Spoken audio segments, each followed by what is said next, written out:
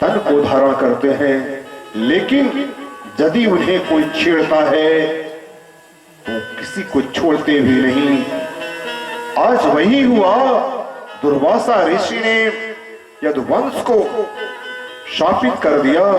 दूसरी तरफ माता गांधारी ने भी यदुवंश को शापित किया था। आज मकर संक्रांति का दिन था। सभी यादव प्रभास क्षेत्र में मदिरा का पान करके गए हैं। भागवत जी में उस मदिरा का नाम वरुणी बताया गया है। वरुणी मदिरा का पान करके मदमस्त हो गए और जा करके स्नान करने लगे।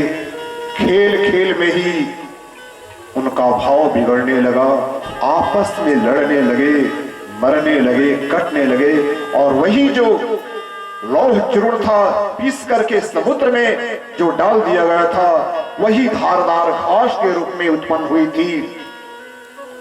उसी घास को उखाड़ उखाड़ करके सब एक दूसरे की गर्दन काटने लगे। सारा यदुवंश वहीं पर नष्ट हो गया। उसमें से कुछ लोग बच गए, जो धर्म के मार्ग पर चलने वाले थे वे बच गए।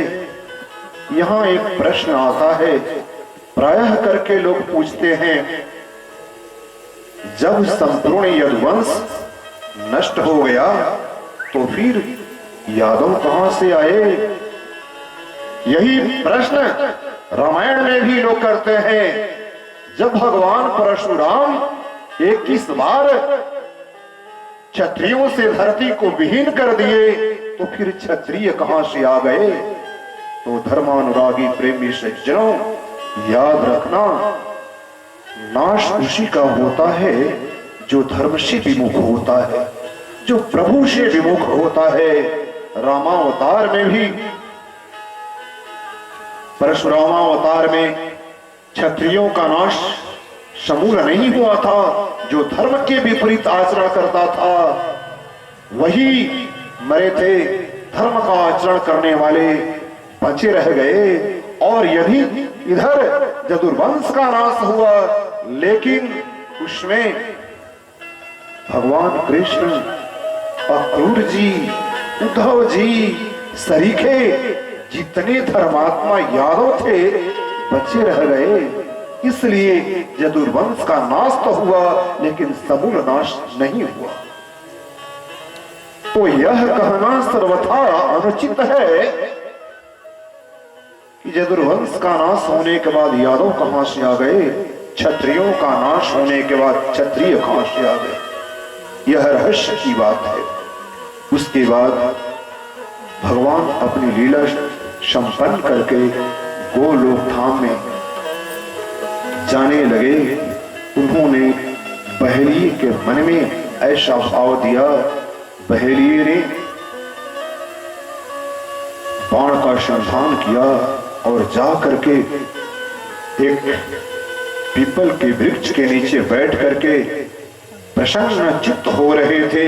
चलो, आज हमने धरती को पापियों से मुक्त कर दिया, अत्याचारियों से, अनाचारियों, दुराचारियों से मुक्त कर दिया। यही सोच ही रहे थे, चलो अब चलते हैं। बहेलिये के मन में ऐसा भाव आया। उनके तलवे से जो प्रकाश निकल रहा था, उस बहेलिये ने हिरण का आंख समझ करके बिना देखे बाण चलाया है। जा करके बाण भगवान कृष्ण के चरणों में लगा है। भगवान कृष्ण अति प्रसन्न हुए।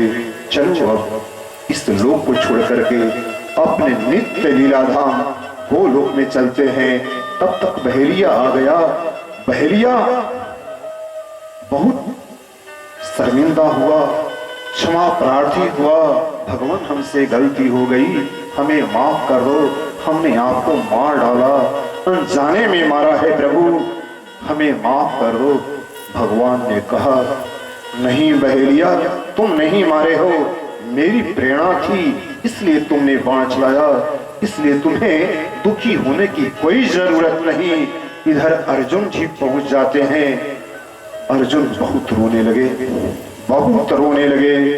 उन्होंने कहा, हे भगवान, आप जब हमें छोड़ करके चले जाओगे हम कैसे रहेंगे? भगवान कृष्ण ने कहा, अर्जुन, हमारा समय पूर्ण हुआ, लेकिन अर्जुन एक काम करना, अपने गांडी को मेरे शरीर से स्पर्श करा देना। यहां रहस्य की बात, यदि गांडी का स्पर्श भगवान कृष्ण अपने शरीर से नहीं कराते तो गांडी की शक्ति जस की तस रह जाती और पुनः एक बार अव्यवस्था फैलती। अर्जुन ने वही किया है, गांडी का स्पर्श कराया है, सारी शक्ति भगवान कृष्ण में समाहित हो गई। और जैसे ही भगवान कृष्ण अपनी लीला संपन्न करके चले हैं, अर्जुन जब देखते हैं कि भगवान श्री हरि श्री कृष्ण हमें छोड़ करके चले गए, बहुत रोते हैं, विलाप करते हैं, हे भगवान, अब हम कैसे रहेंगे, कैसे रहेंगे भगवान? आपके बिना तो हम एक पल नहीं रह सकते। विलाप कर रहे हैं अर्जुन। कई के अनथ नाथ कहाँ चली गई निधि, कई के अनथ नाथ कहाँ चली गई,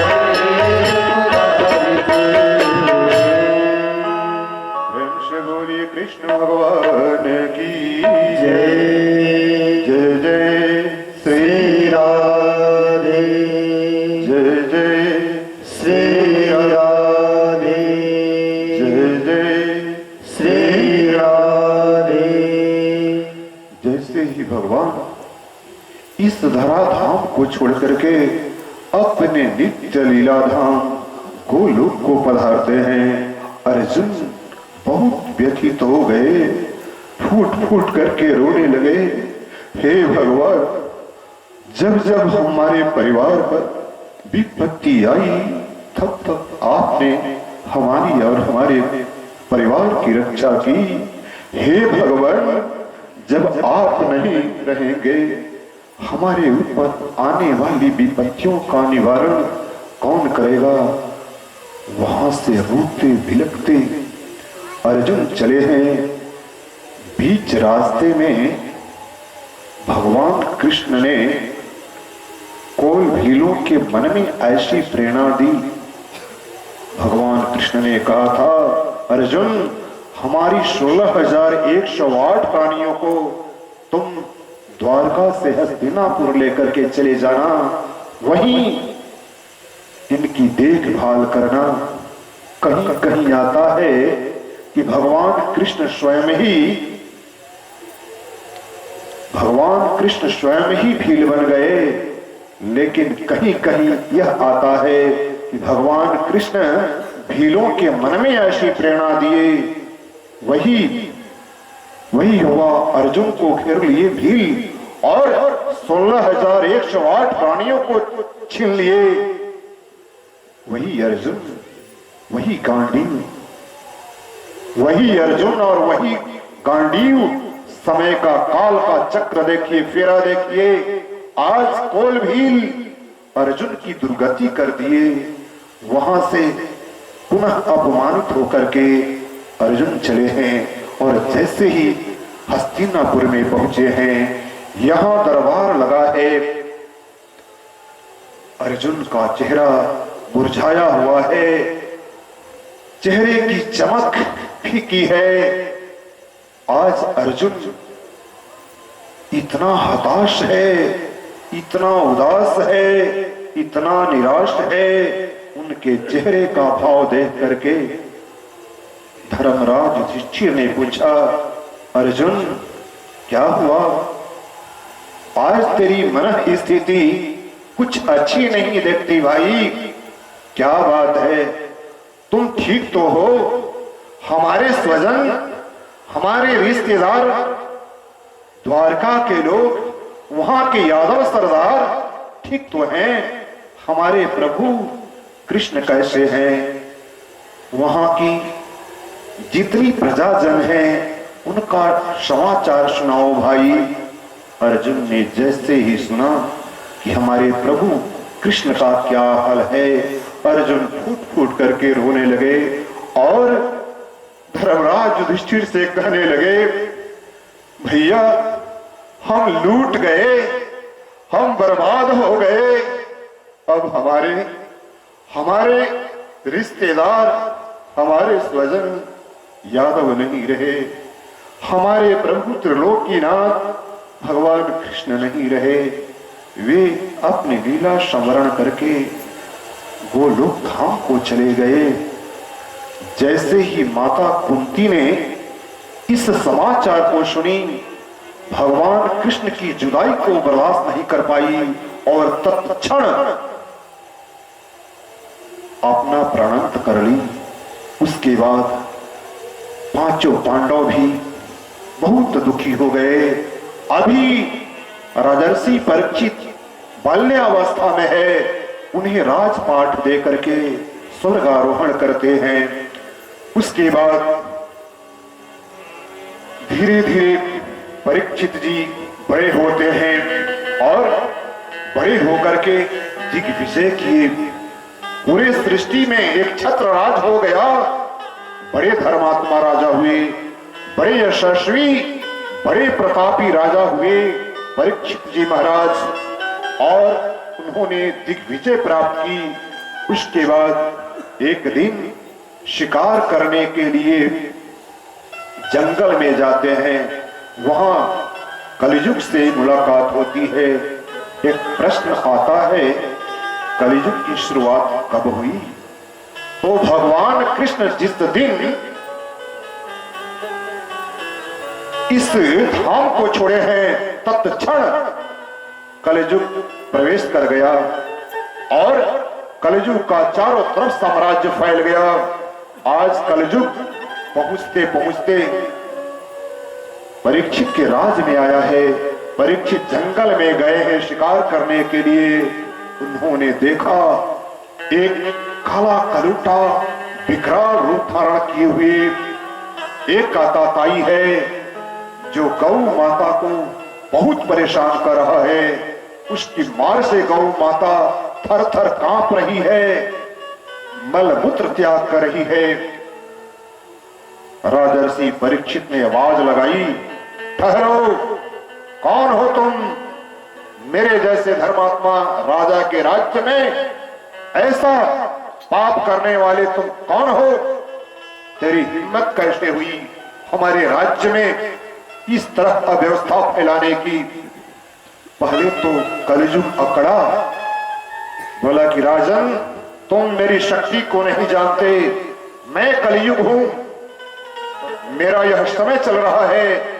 आप अपनी औकात में रहो, मेरा बाल बांका भी नहीं कर पाओगे।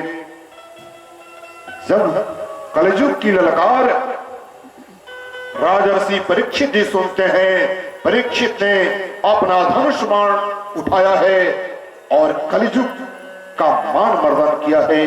कलयुग कुछ देर भी नहीं टिक पाया। कलयुग को लगा कि हमारा प्राणांत हो जाएगा। तत्क्षण शरणागति ग्रहण की है परीक्षित जी महाराज की और परीक्षित जी महाराज से निवेदन करने लगा, आप धर्मात्मा राजा हो, आपके कुल खानदान की परंपरा है कि जो शरण में आता है उसकी रक्षा की जाती है, चाहे वो अबला हो, गऊ हो, बालक हो, वृद्ध हो, पागल हो या पापी से पापी ही क्यों न हो। जो कोई आपके शरण में आता है, आपके कुल खानदान की परंपरा रही है